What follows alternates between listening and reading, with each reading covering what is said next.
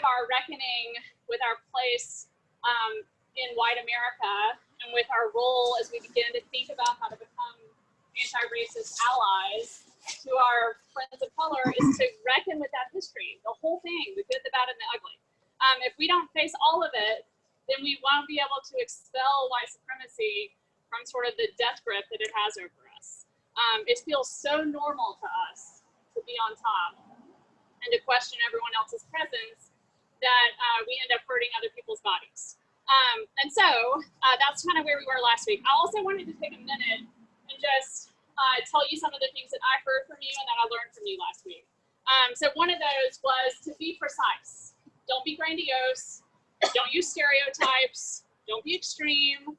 Don't, wax poetic.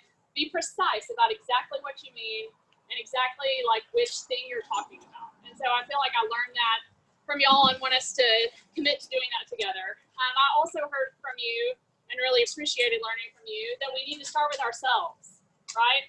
Don't start with the big macro society. Don't start with them. Start with us and start with me. And so I learned that from you. I also thought a lot about, even in our trying to curate a space for white folks to figure this stuff out together, that even in our yard, there were tons of diverse perspectives. Right? And so part of the work, even when you think everyone's like you at the table, part of the work is to not assume and to really be committed to listening for difference, like tune your ear to find that difference and to draw it out and to honor it and to listen to it. And so I feel like I learned that last week. I have no idea we had so much here. But apparently we do.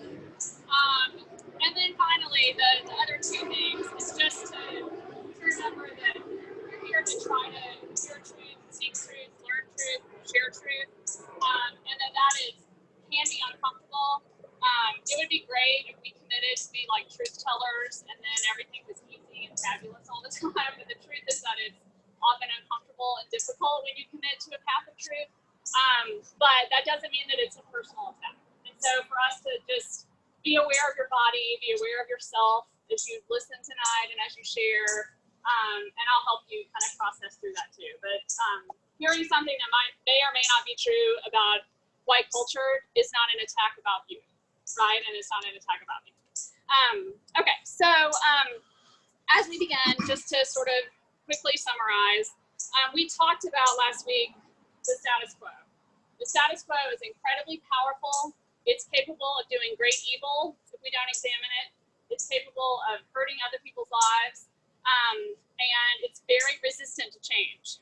So part of what we need to do to begin is to own the fact that in our country, the status quo for white folks is to be trusted, to belong, to sort of win, and that people of color are treated with suspicion often in our country. That's our status quo. That's kind of where we came from, and that's the air that we breathe in the room that we walk around in. The other first thing that we have to acknowledge, I've never witnessed this before. I love the neighborhood. No, I've never heard so many helicopters in one night. This is in reference to Dr. King, actually, but he talks about the fact that what a lot of us crave is just a lack of tension, and we call that peace, and we call that order, but that order and lack of tension are not the same thing as like life-fulfilling, thriving shalom, right? Like a peaceful, growing commitment to be in community to one another. And so part of what we need to do is learn to investigate our commitment to order and go, do I just feel like things are orderly if no one's protesting in the streets?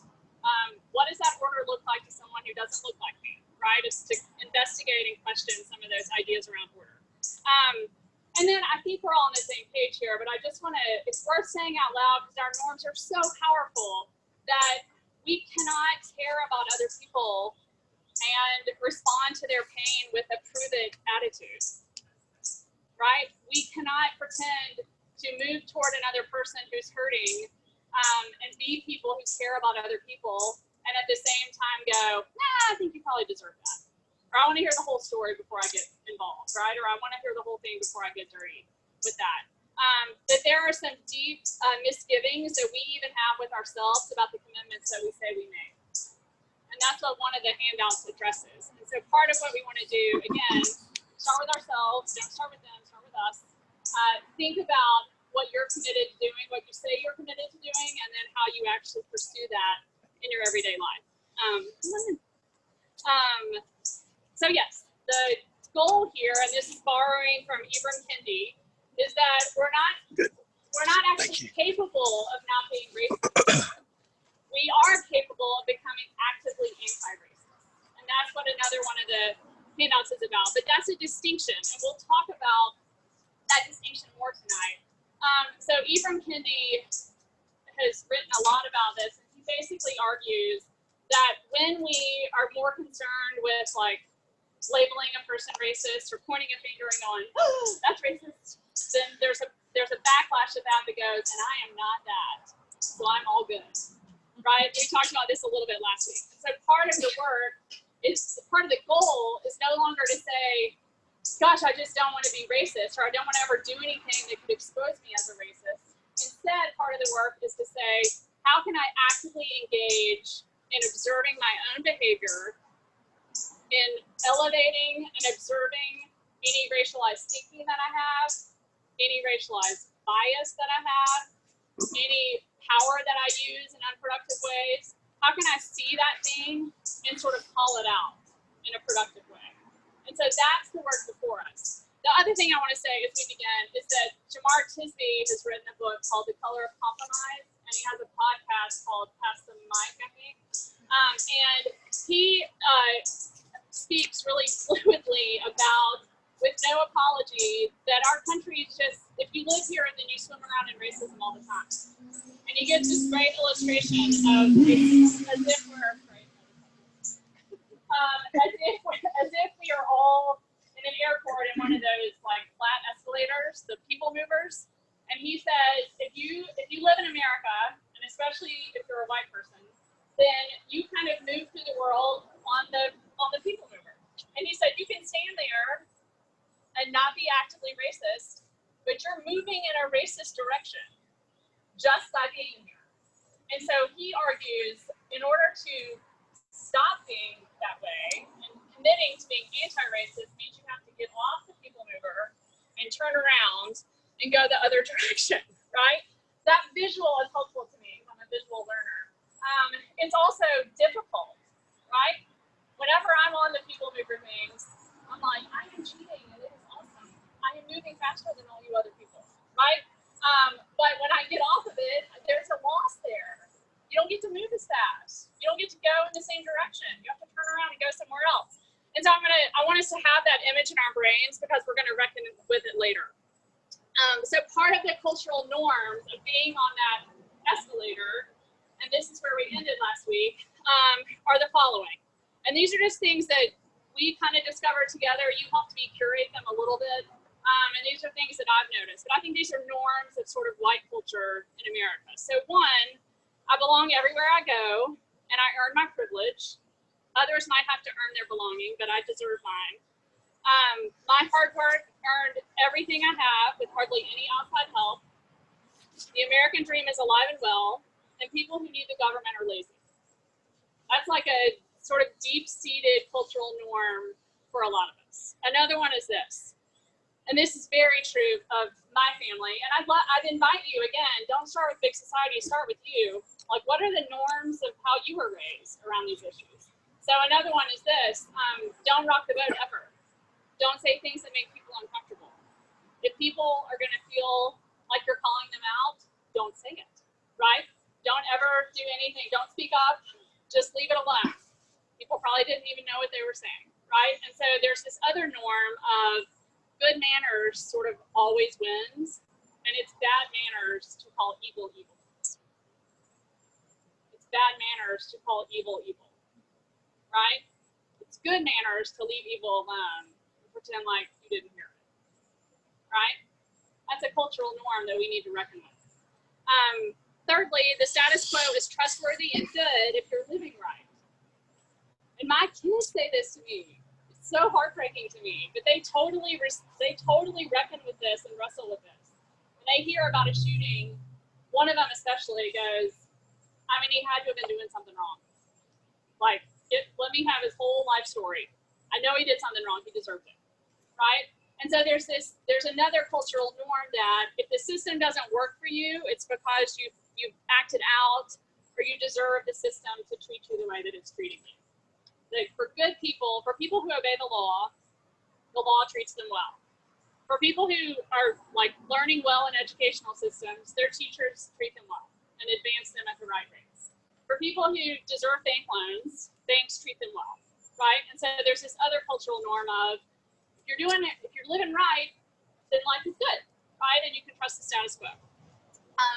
And then the final thing, and a lot of you reached out to me to talk about this one, so I just want to explain it one more time, is that we have a tendency, I think, in white culture to collectivize the misdeeds of others and to exclusivize the misdeeds of people who look like us, okay? And what I mean by that is that when a white person does something like kill 10 people in a church, in a black church, we think that kid was very damaged and needed a lot of intervention and help. That is not an overwhelming white sentiment. That kid was a problem. He was an exception. That says nothing about whiteness or our attitudes about whiteness, right? But often, all too often, if we see a person of color do something, we think, oh yeah, that's just because that's how y'all are, right? We don't want to say that out loud, but often we think that. I'll give a more personal example and start with me. My younger kids went to a very diverse elementary school in town. And if I had the day off or like miss the alarm or just need to go to Kroger for that matter, I've got no problem looking like I have not lived in a home for 7 months, right?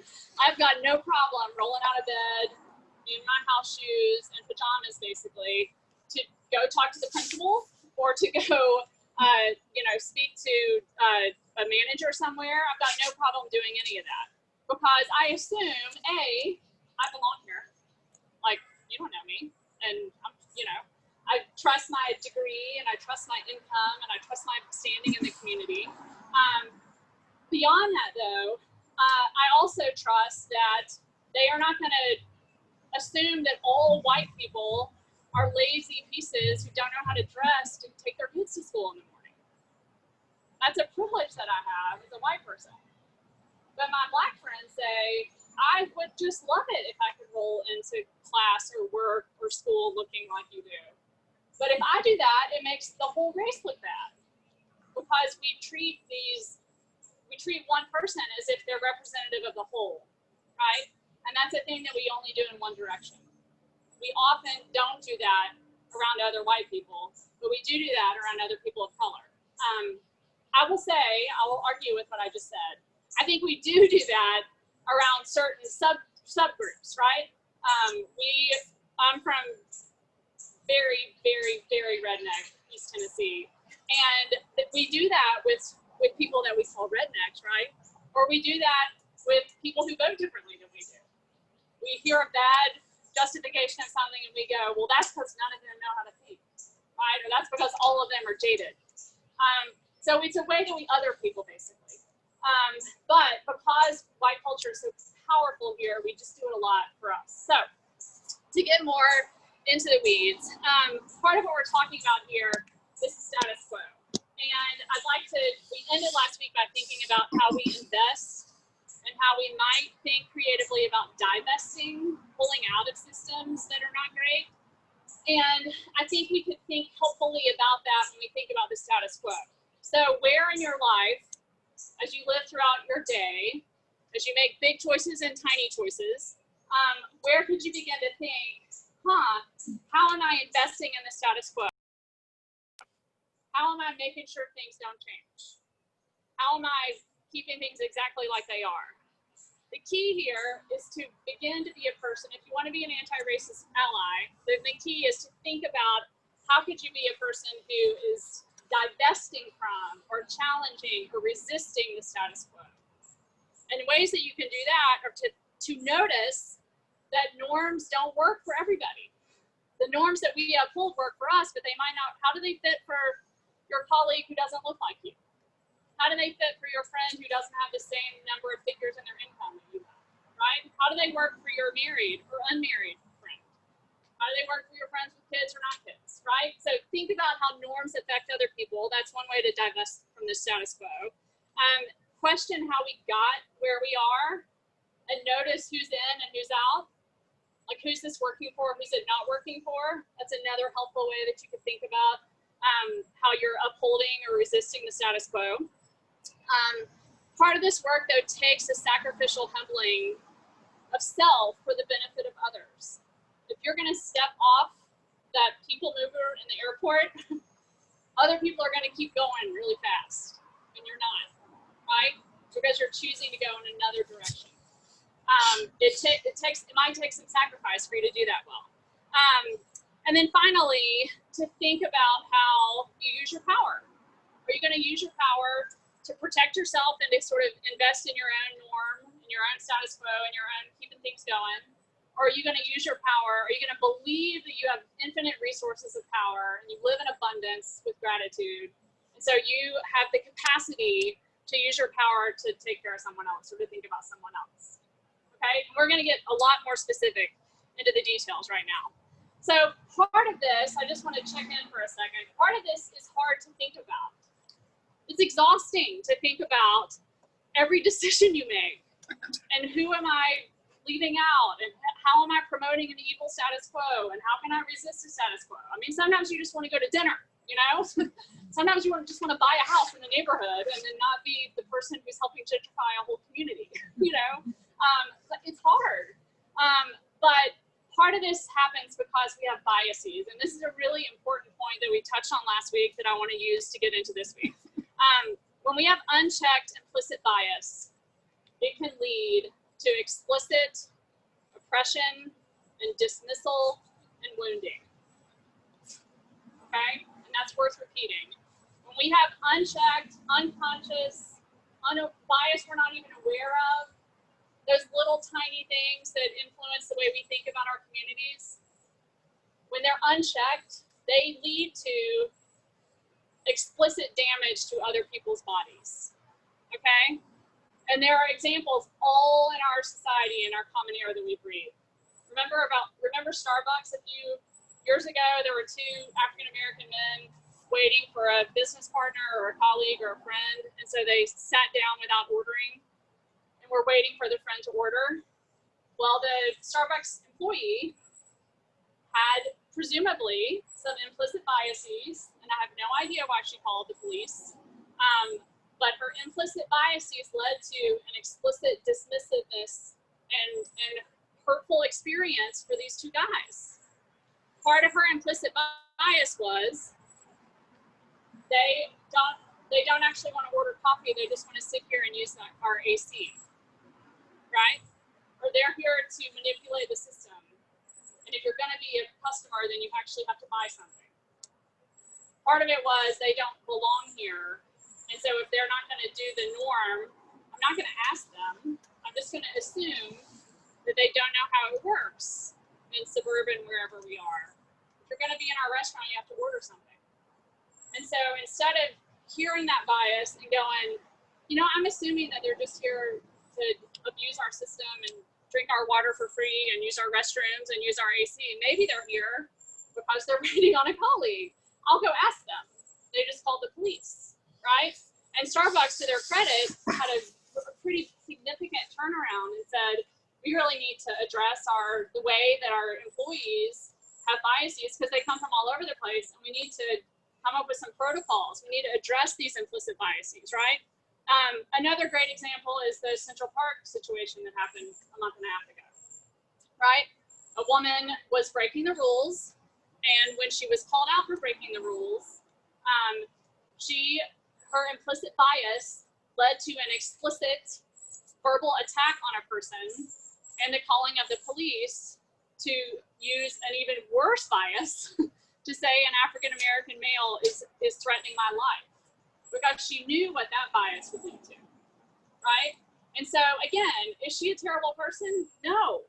But was her implicit bias, it was a couple things, I think. One, being alone in a park with a man of color scares me.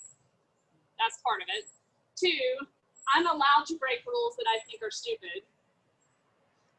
And I'm allowed to have a total right to control my privacy and what I'm exposed to and how I'm being exposed, but no one else is. So her bias was that she had a privilege to make sure that she wasn't being videotaped. She escalated when he started videotaping her, but she didn't think about the fact that he had a right to not have a dog attack, right? So she privileged her comfort and her safety and totally dismissed his comfort and his safety.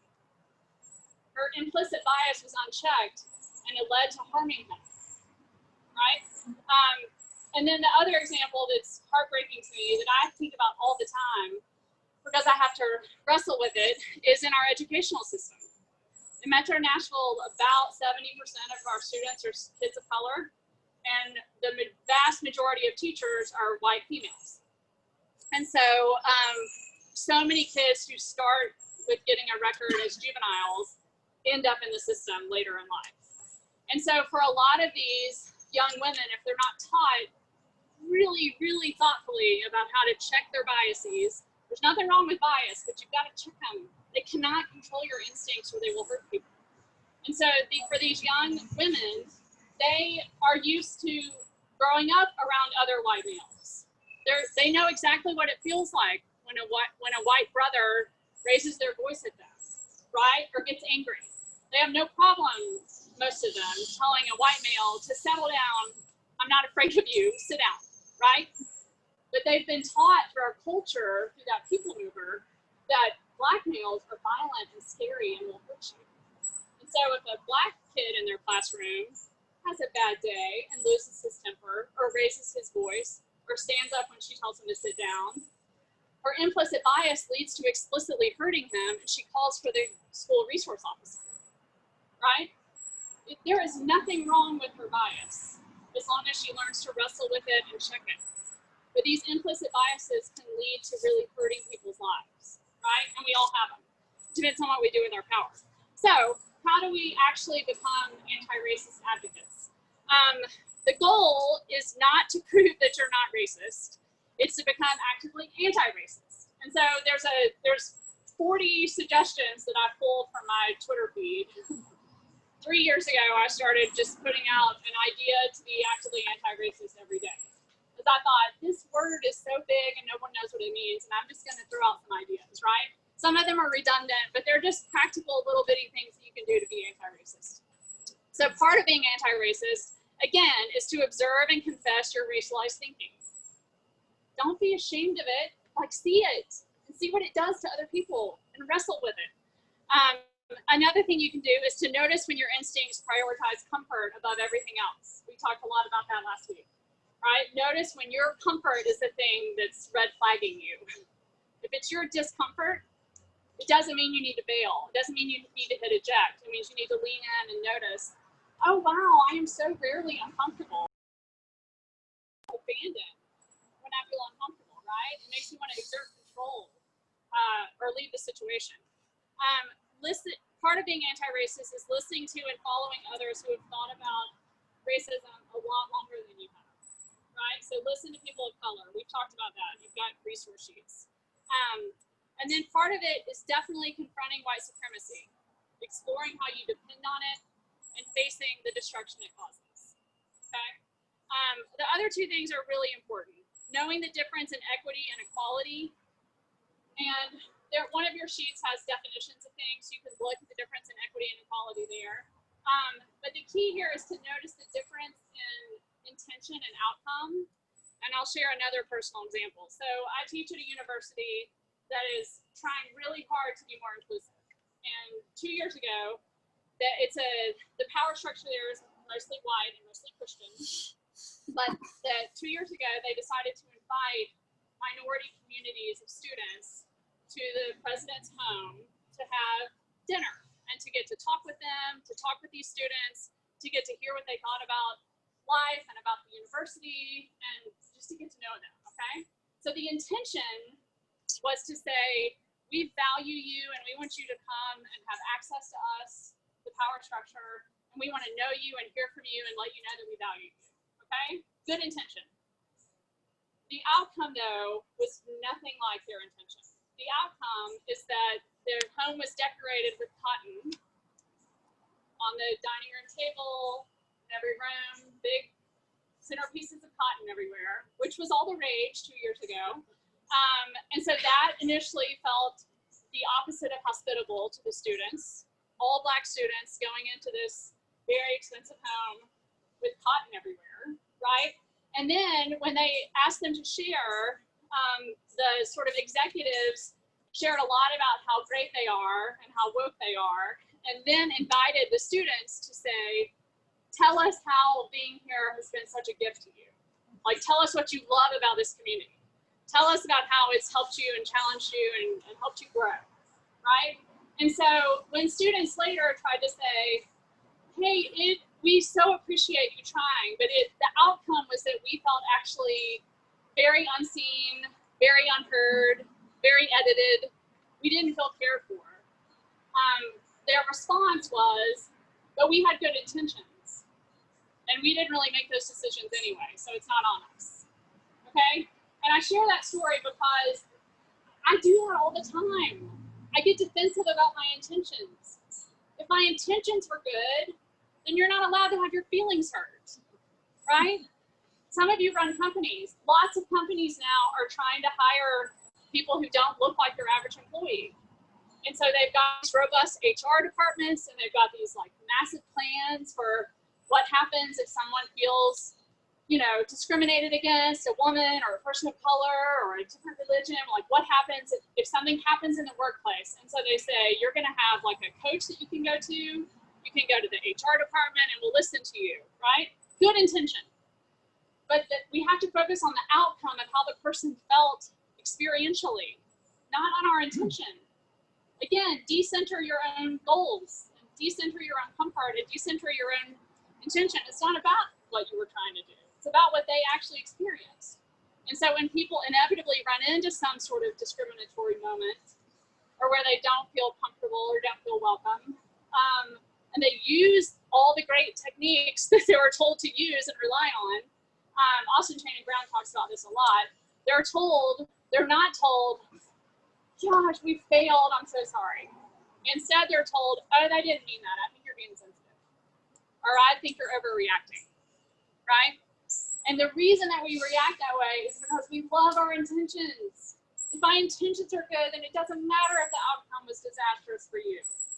I was trying really hard to be nice, right? So notice, if you want to be anti-racist, notice the difference in intention and outcome. And y'all, it's hard work. It requires daily, like moment by moment humility. It requires you to be totally wrong often to get it wrong. And it's very hurtful when you're like, I stuck my neck out in a massive way to be so careful and to be so thoughtful with you, and I still blew it. Right? It's so easy to just annihilate the other person for being sensitive. But it's really on us. So know the difference in intention and outcome. And then finally, explore how your actions or inactions, like what they're investing in by divesting. And we've been talking about this for a little while, so I think we're well on the way there. So part of your anti-racist awareness is to own your own power. And that also makes us uncomfortable. If you've ever been in a job where you've made more money over time, every time, right, at least for us, like before you get that next raise, you're like, you will never be worried again. I just am so thankful that we're going to get this raise, right? And then like check back in 8 months, and you're like, we can't live on this. I don't even, very few people actually feel like they're good with the earning potential that they have, and they're good with the power that they have, and they recognize it for what it is. We always want to be at the very next step, And so this is the anti-racist awareness. This is where it begins. If you are a white, middle-income person in Nashville, and I would even say, I would add Christian to that because there's the Bible Belt, right? Then you are in a position of power. If you're not actively anti-racist, you are likely protecting and benefiting from a racist status quo, right? We like wake up and own that every morning. And then if you do, then it will lead you to do some things. And these are things that hopefully are familiar to you by now. Interrogate your us. Who are you for? Who are you skeptical of? Who's in? Who's out? Who do you go to bat for all the time? It's a good way to pay attention. And then secondly, part of being anti-racist is, again, is sort of decentering yourself and realizing how the world shapes other people. So part of the next idea is to put yourself out there and reach out when a racially charged event happens. It's super awkward. You might get zapped. You might try to reach out to someone and they go, why are you asking me how I feel about it, right? Or you might try to reach out to someone when a racially charged event happens and they say, why are you assuming that I'm like a train wreck, right? You might get zapped when you do that. But it's important because if we don't do it, and students actually taught me this after that incident at the president's house, I super awkwardly reached out to my Black students. And they were like, thank you so much for reaching out. We wanted to talk to someone. Some of them said that. Some of them didn't say anything. But the ones who responded gratefully said, the professors who haven't reached out, we don't know where they stand. And then we have to carry on that added weight of going, is this friendship real? Are they for me? Are they not for me? Where do I stand here, right? And that's hard and it's awkward. The other thing I'll say is, again, keeping it very personal. Right after the 2016 election, a lot of communities of color lived in a lot of fear in Nashville. And my kids go to school with lots of different communities, Muslim, Latino, and so those communities felt, are we all gonna get deported tomorrow? Am I gonna go home to parents? So a lot of parents kept their kids home. We know a lot of people who wear full hijabs, and they were afraid to go out in public. Right or wrong, they lived in a lot of fear. And so I said to my children, hey, part of your job as a white male with a mom who's like in charge of everything around here is for you to make sure you let them know you're on their team. Part of your job as a person with power, as an anti-racistly aware person, is for you to let people know who don't have power that you're for them, that you're a safe person for them. Okay, so at the time, now I have two in high school, back then two in middle school, and they were like, no, I'm not doing that, right? Because they don't have all the same instincts that I have, A. And B, I was trying to put this huge adult weight on my like precious little tweens' shoulders, and they were too young to carry it. But part of the work is to realize if you're in a position of power and belonging, who are you looking out for, right? Who are you reaching down for? Who are you saying, I'll hold your hand, I'll pick you for kickball, I'll make you a cookie, right? And so we talked creatively with our kids about, maybe it means you just look someone in the eye in the hallway and like nod at them, right? That could be the tiny glance they need to know, oh, that guy doesn't hate me, right? Maybe it is making someone cookies. I don't know. Maybe it's asking to work with someone in a small group in class. Maybe it's the way you behave on the playground. But even at a young age, there was this sense of, if you want to handle your power well, A, you have to recognize you have it. You are a white male in a country who just decided that we love white males, right? And secondly, you have to do the work to make sure that the people around you who might not be experiencing that same sense of safety, that you're for them, right? That you're a safe place for them. And so part of what we talked about is like, how can we do that well? The great added bonus teaching lesson that I didn't anticipate is that they said, it's unfair that they're making assumptions about me just because I'm a white guy. And I was like, sweet. But also, could this develop some empathy, right, for what it's like to be a person who's judged all the time? And so that was just a helpful lesson. But I think part of what we can do in our societies, in our jobs and families and houses of worship and parks we walk through, is to recognize like, oh man, my belonging is such a gift to me. Who might not feel like they share that same sense of belonging? And what can I do to keep that hurt? What can I do to reach out there? Okay. And then there are a few other ideas about educating yourself and things like that.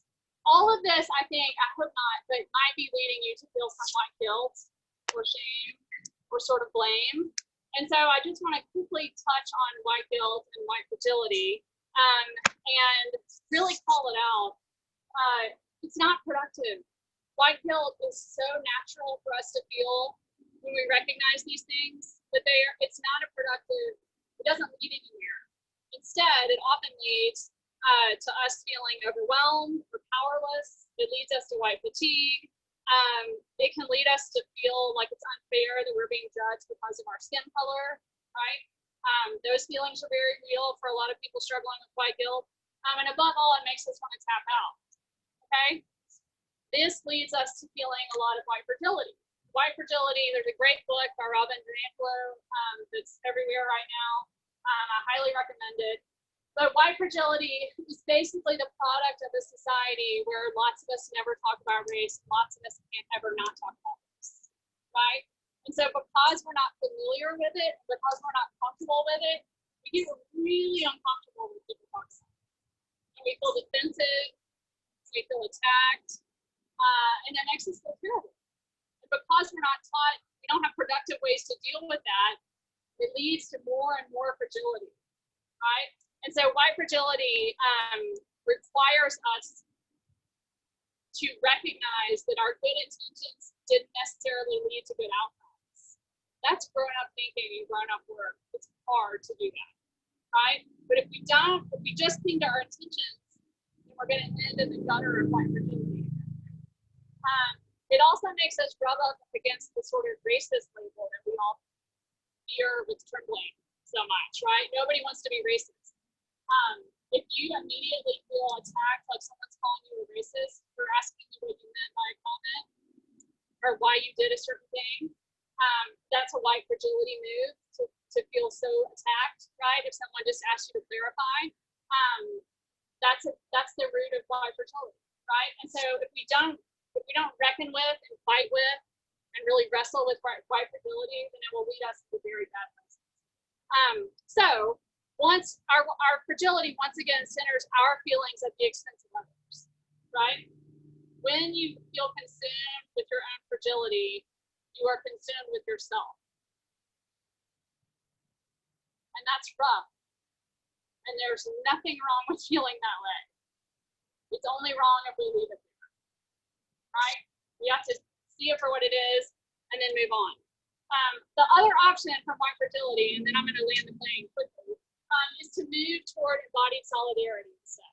Okay, so embodied solidarity is just this notion that as people with some degree of power or privilege, we have to intentionally think about how to approach and center those overlooked or underestimated by society. Okay, you got to get off that flat escalator and walk in the other direction. Embodied solidarity philosophically models this idea of decentering. It literally just means I feel like I'm in solidarity with you, and now I'm going to embody that. My personhood, my money, my vote, my power, my body is going to come alongside you to increase your proximity to people with no power or to vulnerable people, and you embody solidarity with them. So it's very different than it's the opposite of white fragility, where you're just consumed with how sad and defensive you feel. And it's also very different than performing solidarity, right? Like being a person who maybe you post, or maybe you feel really connected to a certain friend, right? But embodied solidarity is a bigger philosophical move. The other idea is that it requires you to decenter yourself, to deprioritize your own comfort, and to act in solidarity with an unseen person. And I wanted to get to this because I think we've all been in these situations before. What would if someone's committed to embodied solidarity in an anti-racist kind of way, and you hear someone, or an anti-misogynistic kind of way, and you hear someone with a lot of power make a sketchy joke, right? Say something off color about a racial situation, about a female, about anyone who sort of lives on the margins in relationship to a person of power, right? if you're going to engage in embodied solidarity, it's so hard, then you have to confront that. You have to speak up when that happens. And I know that some of you are 9s on the Enneagram and you're like sweating right now, even thinking about it, right? But if you want to be a person who's engaged in embodied solidarity, then you have to move toward that conflict and that confrontation and speak up. And you don't have to blow things up. Preserving the relationship is really important if you want to be about reconciliation. But you have to speak up. And so a lot of times when this happens, and Austin Channing Brown's thinking is really helpful here, she says, when you hear a person say something really sketchy and inappropriate, it's very easy first in your brain to go, oh, I know he's a good person. She calls it the good person defense. He didn't mean that. He's a good person. He's just being ridiculous, right? Or maybe he drank too much, or maybe she's, thinks she's really comfortable here, right? So you use the good person defense to go, I'm not going to say anything because I know they're a good person. The second thing we often do when we scan our brains in these situations is we use what she calls the relational defense. And the relational defense is, wait, but I know that she's friends with a Black person, or I know that her best friend is Muslim, right? Or he has such a solid marriage. Surely he wouldn't say that about another woman, right? And so we use the relational defense to let them off. In both instances, though, we're looking at the comfort of the powerful person and going, I don't want to embarrass them. Instead of going, those sentiments and thoughts are deadly sometimes, and they're unchecked. We're basically saying, I'm going to protect the person who's spewing evil and totally abandon the people who will have evil done to them, right? And I know that's putting it in really drastic terms, but these tiny little situations where we choose to speak up for someone or not are really important, right? And if you're going to engage in embodied solidarity, then you have to be a person who speaks up. And we can talk about in the Q&A part, if you want to, about ways to do that without making everything so awkward that it's just the worst, right? Because there are some ways that you can do it that don't embarrass the person, but also go, hey, so philosophically, I think the idea is make it bad manners to say evil things. Don't make it bad manners to confront evil. But so often we think it's bad manners to confront evil, right? We think it's bad manners to confront hatred. You should make it bad manners to spew hatred, right? If we want to be anti-racist, that's the small work we gotta do. And so functionally, I think you get it. You gotta, again, recognize your bias, reflect on your power, understand how things land to people who are not you. You have to listen and ask questions, and you have to relinquish control. You have to be willing to get embarrassed. So the final thing that I'll share is that one of the best ways I think to think about embodied solidarity more practically is to think about your posture. And it's helpful to me to think, when I see a person hurting or see a person abusing power, I have 3 options. I can sort of turn my back and go, nope, not involved. Or I can shrug my shoulders and go, I feel bad, but what can I do? Or I can lean in and get involved, okay? And so if your posture is to sort of have your back turned, this is often a pretty actively racist stance, right? Or xenophobic stance. Like if you are gonna be someone who just turns your back, then it's like, you don't deserve to be here anyway. You're not part of my us. I'm not involved, right? The option that a lot of us, I suspect, because I take it all the time, I'm projecting onto you that you're just is that we shrug our shoulders, okay? And when we shrug our shoulders, we go, oh, but I'm so uncomfortable. Or like, oh, I don't think this is my issue to fight. Or I don't know him well enough. Or I don't want to get involved. Or I don't have time to go there, right? And I kind of like my own little bubble. I don't want to disrupt things. I like my status quo, right? And so we shrug our shoulders, even if we see an injustice. Or even if you look into your school and go, oh, you know what? All of the expulsions from our school are Black men, Black boys, right? That's worth looking into. It doesn't mean it's totally wrong and corrupt, but it's worth noticing, right? So shrugging your shoulders means you have to get off the bench, which is hard for us. So So the third option, the embodied solidarity option, is to lean in. Fully lean in and say, I see inequity, and I'm willing to sacrifice my comfort and my power to help fight this dragon. Right? If you're going to lean in, it means I feel how uncomfortable I am. There it is. I'm going to stay in it anyway. Right? Wrestle with your discomfort, and you stay involved anyway. This is the actively racist idea. The other thing to say about leaning in is that it comes out of a heart, I think, of gratitude and a belief in your own security. If you believe that you're a person who is like abundantly secure in how you were created and how you live with others, and like the power of love in the world, to quote Bono, then you can be a person who's willing to lean in and sort of get dirty and lose some of that comfort for someone else, right? I'm gonna skip over that part and share one last thing, and that is about empathetic listening. Soong Chang Ha is a brilliant theologian, Asian guy who has helped me understand so much about lamenting and what lament looks like, how it's productive.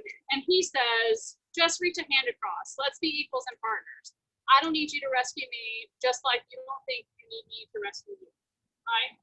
Just be a partner with me, just be a friend. And that comes when we engage in empathetic listening. And a lot of this we probably already know, but I just wanted to lay it out for you so you can talk about it. When you want to listen empathetically, you're very, and I think this is true, by the way, whether you're reaching across to speak to someone who lives in a really different part of town, income level, race, religion, gender than you, or you're talking with someone who like kind of spews racism all the time, right? So whether you're talking to someone who is actually vulnerable to racist behavior or a person who is perpetrating racist behavior, empathetic listening is helpful in both cases, okay? When you're gonna listen empathetically, you are working hard to understand. You're working hard to shut down your judgment and elevate your curiosity. And that can sound like kind of BS sometimes, sorry, it can. But there is a sincere way that you can actually be curious about the way other people see the world. It doesn't just have to be a Jedi mind. It really can be sincere. If you're going to listen empathetically, then you're working hard to understand where they're coming from, to understand their perspective. And you're also decentering yourself, because to listen well, you're understanding. Me listening well doesn't mean I agree with you, right? Me listening well doesn't mean that I've co-signed on your life. I'm just listening well, right? It's not about how it's going to make you look that you listen well to someone else. You're not trying to pick a side. You're not trying to choose your new stance. You're not trying to land on a thing. You're just trying to be a human with another human who's sharing their story, okay? My friend Jermaine Soto, who teaches about this stuff a lot, says beautifully, I can't convince you that there is real pain and suffering and fear and sadness in the world. I can't convince you to care about it. But I can ask you and teach you to listen to my story, okay? And I'll end here just to remind us that one of the beautiful things I think about American culture and white culture in particular is that I have noticed, especially in rural America, there's a real resistance to acknowledge systemic injustice. We don't want to believe that's part of America. We want to believe we're fair and good, right? And so with my own parents, for instance, if we talk about systemic injustice, they feel really attacked and defensive. But if a poor person walks onto their property, they will give them a meal, a room, a baby lamb. I mean, they will go like above and beyond for a person in front of them. And so that's just another reminder that we do need people who care about statistics. We need people who are going to go get elected to office to change legislation. And we need people who are going to fight huge lobbyists and all the big systemic things, right? We need people like that. We need people who are going to do this. But we also need people to tell their story, and we need other people to listen to their stories. And there's not a hierarchy of woke activity here. They're both important, they're both necessary. And so part of the work to begin is for you to recognize, you know what, I'm a number person. If I see the number, it's not about bleeding hearts for me, it's about the numbers. If I see injustice on the page, I'm going to fight for it. Others of us, though, are going to go, all of that feels really overwhelming and makes me want to get in the fetal position, I'm not going to care about that. But if I meet like a young mom who's trying to work full time, still lives below the poverty line and can't feed her kids, I'm going to do something to come alongside her in embodied solidarity and invest in her life, right? So whether you're a person, story, narrative person, or a like systems, fight the power, go for the home run person, we need both of you to participate in this work. And hopefully one of those paths will present a nice on-ramp for you to sort of engage in the work, okay? Okay, so we're gonna take about 7 minutes in groups, if you can. I know this part can be awkward for some of us, for others of us we've been waiting for this whole time. And so what I'd love to do is just offer you the same thing I did last week. Maybe share like what resonated with you, what did you find yourself nodding along, or like, oh, that's what it is. What did you find yourself hating and wanting to throw things at me and really challenge? You didn't like at all. And then what did you sort of immediately appreciate and go, I'm going to keep that with me, right? Like what really is going to last